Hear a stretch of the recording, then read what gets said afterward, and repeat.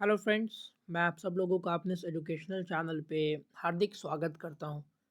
Friends, अगर आप भी हैं बीपीएससी टीआरई एग्ज़ाम के अभ्यर्थी और आपने अभी जो हाल ही में परीक्षा हुआ है उसका फॉर्म भरा था परंतु उसका एग्ज़ाम नहीं दिया है, तो आपके मन में भी ये शंका बनी हुई होगी कि क्या हमारा अटेम्प्ट जो है वो काउंट होगा अथवा नहीं होगा। आप में से बहुत सारे अभ्यर्थी ये कमेंट के माध्यम से जानना चाह रहे हैं। कई सारे वीडियोस में आपने कमेंट भी किया है, तो मैंने सोचा कि आप लोगों के लिए एक स्पेसिफिक वीडियो ही बना दिया जाए और इस चीज़ को समझा दिया जाए कि इसको लेकर के क्या नियम कहती है।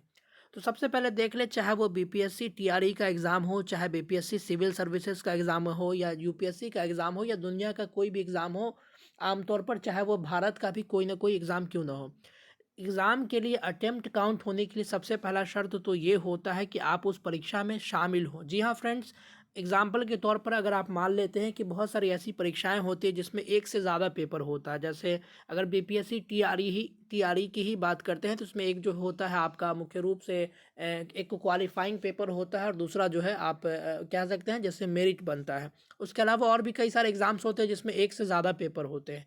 तो ध्यान देने वाली बात यह है कि आप जिस भी परीक्षा का फॉर्म भरते हैं तो सिर्फ फॉर्म भर देने से आपका अटेम्प्ट काउंट नहीं होता है।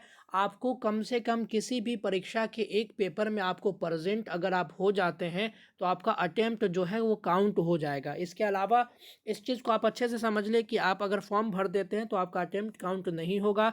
आप में से बहुत सारे अभ्यर्थियों ने फॉर्म भर दिया लेकिन उन्होंने किसी भी प्रकार के पेपर का जो है एग्ज़ाम नहीं दिया, वो एग्ज़ाम सेंटर पे ही नहीं गए, तो उनका अटेम्प्ट जो है वो काउंट नहीं होगा। चाहे वो बीपीएससी टीआरई की बात कर लें या बीपीएससी सिविल सर्विसेज को लेकर के भी बहुत बार ये कन्फ्यूज़न लोगों के मन में रहता है। जो नए अभ्यर्थी रहते हैं वो उनकी तैयारी नहीं हो पाती है या किसी कारण से वो परीक्षा नहीं दे पाते हैं, तो उनके मन में भी ये सवाल रहता है कि क्या इसका अटेम्प्ट काउंट होगा। तो जी नहीं, आप जब तक परीक्षा में शामिल नहीं होंगे, आपकी उपस्थिति जो है वहाँ पर आप जो है उपस्थिति पंजी में अपना हस्ताक्षर करके जो है उसमें हाजिरी नहीं बना लेते हैं, तब तक जो है आपका अटेम्प्ट जो है वो काउंट नहीं होगा। तो इस चीज़ को लेकर के आप लोग निश्चिंत हो जाएं, आपका अटेम्प्ट जो है वो काउंट नहीं होगा। आप अगले वर्ष की परीक्षा के लिए जो अगस्त में होने वाला है उसके लिए आप तैयारी कर सकते हैं। तो ये था छोटा सा अपडेट जो आप लोगों के बीच लेकर के मैं आ चुका हूँ।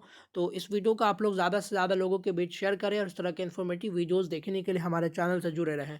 Thank you very much. मिलते हैं अगले वीडियोस के लिए अगले वीडियोस में। तब तक के लिए धन्यवाद। God bless you all.